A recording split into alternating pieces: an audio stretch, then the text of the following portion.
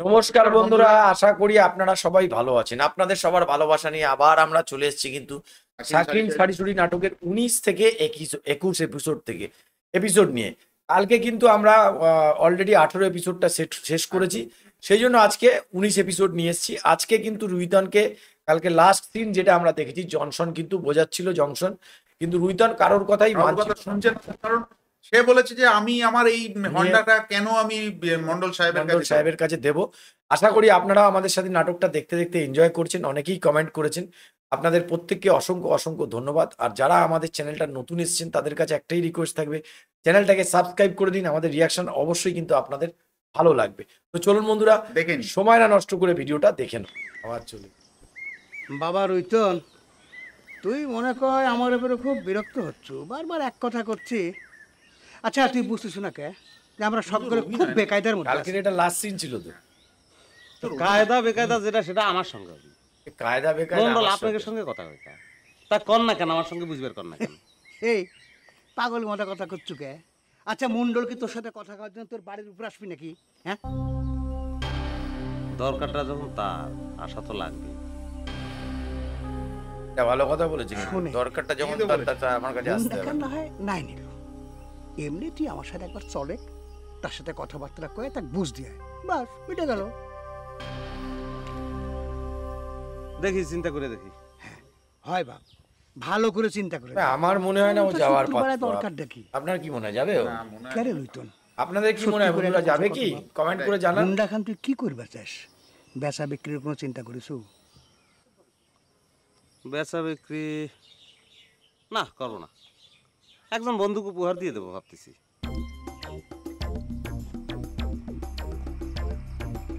ভাবছি কাকে দেবে হন্ডাটা, বুঝছেন তো?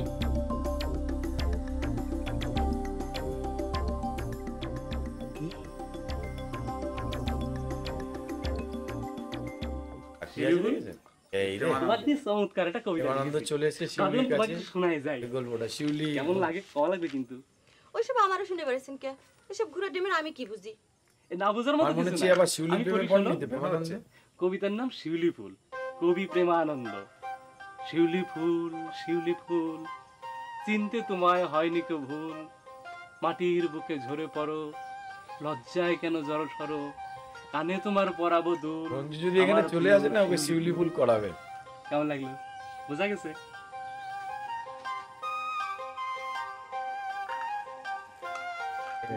আমার ডাক্তার হয়ে গেছে, এইবার খেলোটা হবে। এটা আবার কিটা? তোমার আবার কোনো নতুন খালাতো ভাই উদয় হইল নাকি?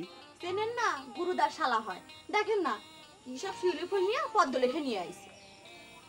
শিউলি ফুল, আমি কালি যাই, ভদ্রলোকে তো চিনবার পারলাম না, তুমি তার কাছে আমার নামে বিচার দিলে। না না, যাবেন কিসের জন্য? পরিচিত হই, আমি জাপান ডাক্তার, এই নামে অত্র অঞ্চলের সবাই আমাকে চেনে। আমি কবি প্রেমানন্দ। আপনার ছোট বোন সোনালির সাথে হয়েছে আমার পরিচয় হয়েছে, কিন্তু আপনার সাথে দেখা হয় নাই, বুঝছেন? আচ্ছা, এই শিউলি ফুলেক নিয়ে একটা কবিতা লেখার ইচ্ছা হইলো তো, তাই। ও, আপনি কবিতা টবিতা লিখেন? তো আবার শিউলি ফুলকে শুনে দিই। শিউলি ফুল, শিউলি ফুল, চিনতে তোমায় হয়নি হয়নি ভুল। মাটির বুকে ঝরে পড়ো, লজ্জায় কেন জড় সরো, লজ্জায় কেন কানে জড় তোমার সরো। বাহ, পরাবো দুল। দারুণ দারুণ। আমার প্রিয় শিউলি ফুল। ডাক্তার তোমার বিউটিফুল বলেছে না?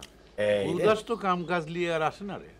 আমি আর কি কব, আপনি সেদিন গুলামের সাথে এমন মুলায়ম করে কথা শুরু করলেন, দারুণ আমি দিচ্ছি। নিজেই গুলামের আকাশ সাথে এমন মুলায়ম করে কথা আরে বলে। সেই হিসাব তো আলাদা, তার সাথে দাদুনের কোনো সম্পর্ক নেই।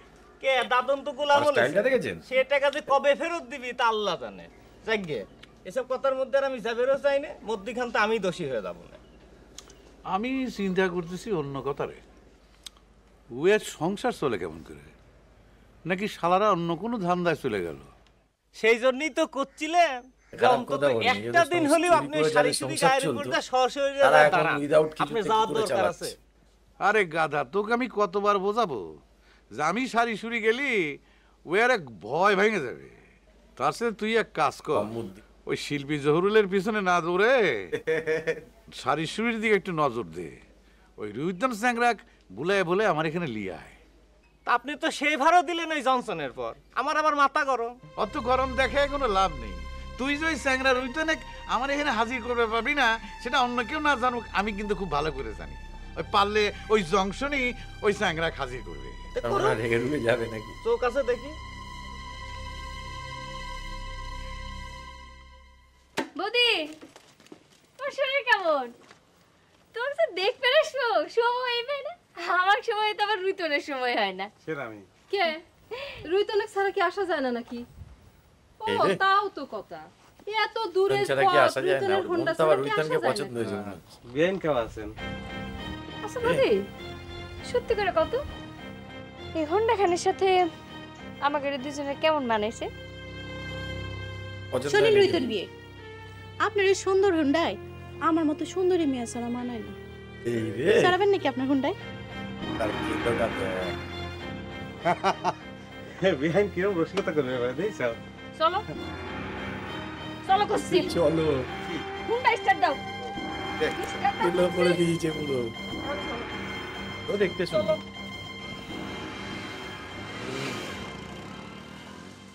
ওর বোনকে টানছি। কস্তুরী, তোর আব্বা যদি একবার শুনে এরা তো প্রেমে পড়েছে এখন এদের। জন্য তোর বুকের চলো। খিল আটকে যায়, তাহলে পরে কেবা হবে নি কত? হ্যাঁ, আব্বা জানবে কেবা করে?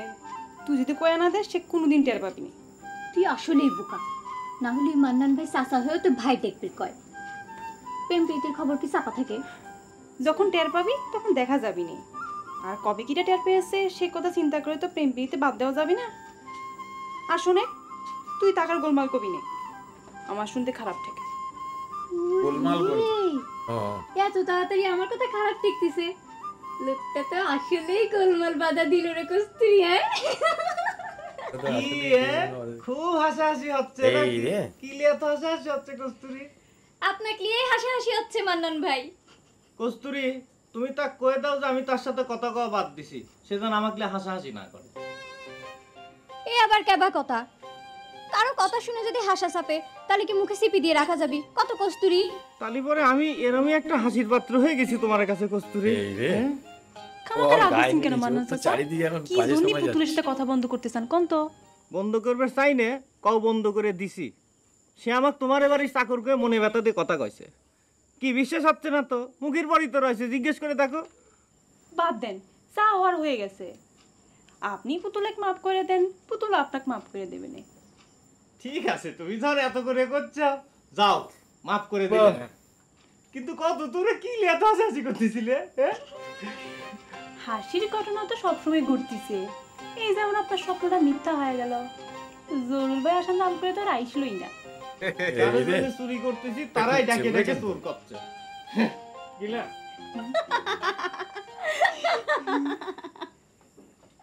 আরে আসেন না। এ গোলাম ভাই, আবার তুমি আমাকে প্রেমানন্দকে নিয়ে এখানটাই এসেছে। আনলে কেন কত? আপনার সঙ্গে আমার কিছু কথা ছিল।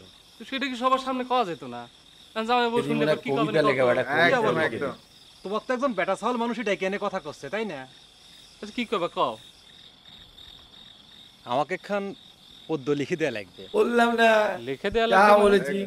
বুঝতে পারলে না? শুনলাম তুমি নাকি শিউলি ফুল নিয়ে ফাইন একটা পদ্য লিখে চাও, সেই রকম। তা আমার কাছে এরও মজা হচ্ছে, কারণ একে কেউ বলে না, যতই হোক একটা তোমার স্মৃতি কেউ হিসেবে বলছে আমার ওকে কাছে আমার রেখে একটা দিলাম। পদ্য লিখে দাও। সত্যি অসাধারণ। বিশ্বাস হচ্ছে না। হ্যাঁ দেখেছেন, সত্যি কথা যেটা ভালো বললাম, লাগে কিন্তু। এরও না, আমি তো বিশ্বাস হচ্ছে না, ওকে তো কেউ ডাকে না, এই ব্যাপারটা রয়েছে। একদম। আচ্ছা ঠিক আছে, সত্যি কথাই করছি। আমি একজনক দিবার চাই। আমার কবিতা তুমি একজনকে দিবার চাও? হয়। রুইতনে কোনোভাবে বুঝাইবার পারলি না জংশন? আরে কইলাম তো, আকাশে উঠতেছে। তো পুরো যে ঝামেলা, অল্প বয়স। রুইতনও বোঝে না, কয় এরাও যে তার চেষ্টা করে। হুন্ডা খান নাকি কোন বন্দুক উপহার হিসেবে দিয়ে দিবি। স্যাংরাটার মাথা খারাপ হয়ে গেল। বন্ধুক যদি দিয়ে দেব তাহলে আর কাকুলিক পিছে নিয়ে পজিশন দিয়ে বেড়াচ্ছ কে? মন্ডল জানার আগে গাঁও থেকে বিদায় করে দিত। আমি পড়েছি এক ভেজালে। আচ্ছা, এই মন্ডলী বা মাত্র ঝামেলার মধ্যে ফেলাই কে? এই রুইতনে কাছে করে অনুরোধ করে করলাম, বাবারে অন্তত একবার যেয়ে দেখা করে আমাকে বিপদ মুক্ত কর। কি যে কি মাথাই পাতা।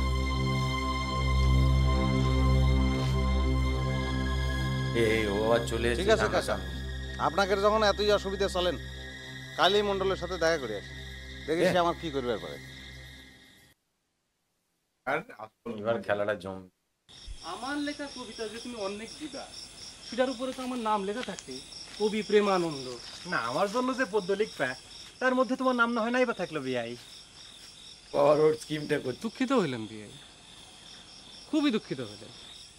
মানে একজন কবির কবিতায় তার নাম লেখা থাকবি না, তো কবি তো টাকা পয়সার কিছু নাই, খালি নামটা সেটাও যদি না থাকে তাহলে কবির জীবনে থাকলোটা কি বিয়াই? না, খুবই দুঃখিত হইলাম, সেটা আমি পারবো না। হয়, তোমার কথা ঠিকই আছে, কিন্তু তুমিও তো আমাকে বুঝবে। তোমার যেমন শিউলি ফুল ভালো লেগেছে, আমার কাছেও ব্যাপারটা সেই রকম। না, সেরকমই যদি হয় তাহলে তুমি নিজে একটা লিখে ফেলাও। আমার নাম ছাড়া কোনো কবিতা আমি লিখতে পারবো না বিয়াই। আমার কবিতার উপরে নাম লেখা থাকবি কবি প্রেমানন্দ। তোমাকে যে একটা কবিতা লিখে দিবার চাইছি এটাই তো মেলা। ঘটনাই জানে না।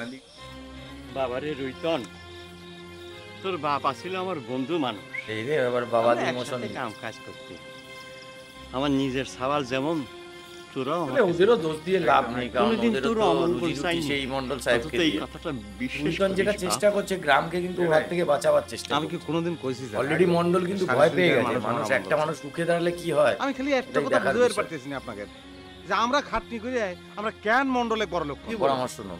একটা কথা একবার চিন্তা করে দেখেছেন, সারি সুরি গায়ের কয়টা মানুষ তিন বেলা ভাত খাইবার পায়? বাবারে, তোমার কথা সত্যি মানলাম, কিন্তু মন্ডলের ছাড়া তো আমারে চলা সম্ভব না। চলে দেখছেন কোনোদিন কাকা? আমরা যে কাজ করি তাতে আমারে মাথার পেটে ছাতির দরকার, এ কথা তুমি অস্বীকার করবে পারবে না। আমার তো মনে হচ্ছে আপনারা পরবর্তীকালে মন্ডলের এই শেষ গ্রামের খাতির মাসিয়া হয়ে করবেন। উঠবে। কথাটা খুব ভুল যেটা। গুরুদাসের শালা একদিনে যেটা বুঝবার পারলো, আপনার সারা জীবনে সেটা বুঝবার পারলেন না যেটা। দারুণ কথা বলে। এই যে হরিদা মারা গেল, মন্ডল কি আপনাকে একশের চাল পাঠাইছে? হ্যাঁ, খুব ভালো পয়েন্টের কথা বলে। আমি যাব মন্ডলের সঙ্গে দেখা করবে। কি তো বলছি, আবার ভাববেন না যে মন্ডলের ভয় যাচ্ছে।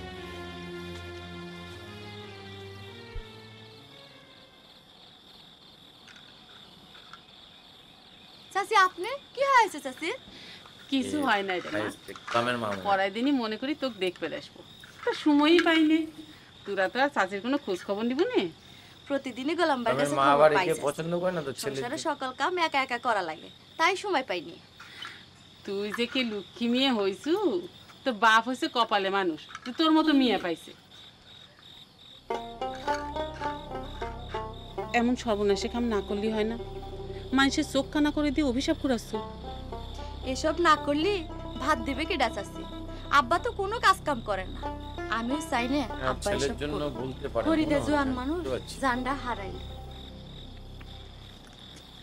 দুটা মলম দে তো শেফালি। এই চলে তোরা না হুন্ডালা হয়ে গেছু, মলম দিয়ে কি করব? এই যেখানে আসে সেখানে কিন্তু মানুষের চেষ্টা করে একটা অস্বস্তিকর পরিবেশ কি তৈরি কথা হয়। কইস তুই? আবার কি কারো চোখে মলম ঘষবো নাকি? এসব সর্বনাশে কাম করিস নে মা। পুরুতের চোখের কি হাল হয়েছিল? এবার মনে হয় ওই খালি পুরোদের কথা কন মেয়ে গেছে শালিটার চোখে মনে ডাক্তারের চোখেও তো মলম ঘষে দিছিল। ওসব লোকের যে কাণ্ড কারখানা, তাতে সবটা কানা করেই দেওয়া উচিত। দে মলম দে। তোর কাছে মলম বেচবো না, টাকা কলি টাকা নে।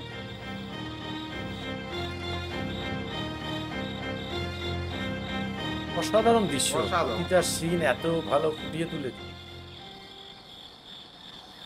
হচ্ছে না কাকুলি আনিছো আনিছো? না, আর কাকে দেবে মা? সে আমাকে অপমান করে কয়ে দিছে আমার কাছে আর সে মলম বেচবি না। হায়, টের পেয়ে গেছে না? না, তো গোপন করার কি আছে? মুখের উপর কয়ে দিছে জাপান ডাক্তারের চোখ কানা করা দরকার। তোমার মাথা আসলে বেশি গরম হয়ে গিয়েছে কাকু। এখন তো সে বলে আমাকে সন্দেহ করা শুরু করে। করুক সন্দেহ, অত ভয় পাও কে? হ্যাঁ, টাকা দিয়ে তো শেফালি মলম দেয় নাই। কাল সকালের মধ্যে জেবা করি হোক 2 কোটা মলম তুমি আমার আইনে দিবে। আমি বললাম না ওর শালি যে মনে হয় মলমটা ঘষতে বলেছে না, এর গাড়ি চড়বে বুঝলেন? একদম কি সমস্যা হয়েছে? বিশাল সমস্যা। কাকলি মেয়েটার মাথাটা মনে হয় একটু খারাপ আছে, সকলের সাথে যেরকম মিজাজ করে কথা কয়। হুন্ডা আলা হ্যাঁ তো মিজাজেরও বাইরে গেছে চাচি। সে কি এখনো রৈতনের সাথে থাকে নাকি রে? কি যেন চাচি, একবার শুনি বিয়ে গ্রামের করেছে, দিকে হয় আবার শুনি তুই বিয়ে করে ঘর করবি কিটা? যে মিজাজের মিজাজ। আপনি কোন চাচি? ভিন গায়ের একজন মানুষ আমাদের এই গায়ে আইসা চিকিৎসা করে উপকার করে, আর তারই চোখে মলম ঘষে দিবে স্যার, কানা করে দিবে স্যার, কত খারাপ। তুই মলম না দিয়ে ভালোই করিস। কেরে মা, আমাদের গোলামের তোর কাছে কেবা থাকে? হঠাৎ এই কথা জিজ্ঞেস করতেছেন কেন বললাম না চাচি? আমি এ ভাই সাওয়ালদা সত্যি সত্যি আজকাল আর বুঝিনি কি যে সব কথা কয়। আমি নাকি তার বিয়ে শাদী কথা চিন্তা ভাবনা করিনি। তো যাই গে মা। হ্যাঁ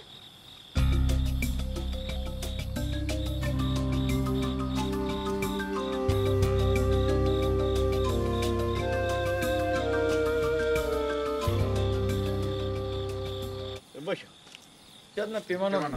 দুই চারটে কথাবার্তা কই। আর কয়েন না তাও মশাই, আপনাদের এই গায়ে আসার আগে তো আমি ভাবছিলাম যে এই গায়ে আমার মন টিকবি কেমন করে। এখন তো আমার সময় পাওয়াই মুশকিল, এরা বন্ধু বান্ধব হয়ে গেছে। সত্যি কথা বলতে কি খুশি মেজাজে আছে, ওকে যে পদ্যটা লিখতে বলেছেন এইটা কিন্তু বন্ধুরা সত্যি কথা বলতে নাটক দেখতে দেখতে বাকরুদ্ধ হয়ে যাচ্ছি। আপনাদের কেমন লাগছে সেটা বিশেষ কিছু কিন্তু বলার নেই, মানে আসলে নাটকটা যখন হচ্ছে মানে তখন আমরা এতটাই নাটকের মধ্যে ঢুকে যাচ্ছি এবং সত্যি কথা বলতে সেইভাবে রিয়াকশনও দিতে পারছি না। এবং সত্যি মানে অদ্ভুত লাগছে এই নাটকটা যারা তৈরি করেছে এবং প্রত্যেকে যারা অভিনয় করেছে তাদের কিন্তু মানে এটা একটা অবিস্মরণীয় ব্যাপার। এবং আগামী 50 কেন আগামী 100 বছর এই নাটক কিন্তু সত্যি কথা বলতে আমাদের উদ্দেশ্য হচ্ছে কি এই নাটকটাকে ভারতবর্ষের মতো জায়গায় ছড়িয়ে দেওয়া। একদম আমাদের দেশেরও নাটক আছে, কিন্তু সত্যি কথা বলতে আপনাদের দেশের যে নাটকটা, এই নাটকটা দেখছি অসাধারণ, মানে বলার কিছু নেই। তো একটা আপনাদের কাছে রিকোয়েস্ট থাকবে, আপনারা যদি আমাদের চ্যানেলে নতুন হয়ে থাকেন অবশ্যই চ্যানেলটাকে সাবস্ক্রাইব করে নিন, আর বেল যে নোটিফিকেশন আছে ওটা অল করে নেবেন, কারণ যখনই আমরা কোনো ভিডিও চাপাবো তখন কিন্তু আপনাদের কাছে সবার প্রথমে চলে আসবে। আর এক ভাই আমাকে কমেন্ট করেছেন দাদা দুটো করে ভিডিও দেওয়ার জন্য, তো আমাদের কিছু অসুবিধা আছে, আমরা চাইবো দুটো করে টেকনিক্যাল কিছু সমস্যার জন্য হয়ে উঠছে না। ঠিক আছে, তো আমরা নিশ্চয়ই চাইবো দুটো করে ভিডিও দেওয়ার জন্য। তো আজকের মতো এখানেই শেষ করছি, আবার কালকে দেখা হবে 19 থেকে এপিসোডের আর একটা কোনো এপিসোড নিয়ে। ততক্ষণে সবাই ভালো থাকবেন, সুস্থ থাকবেন, নমস্কার।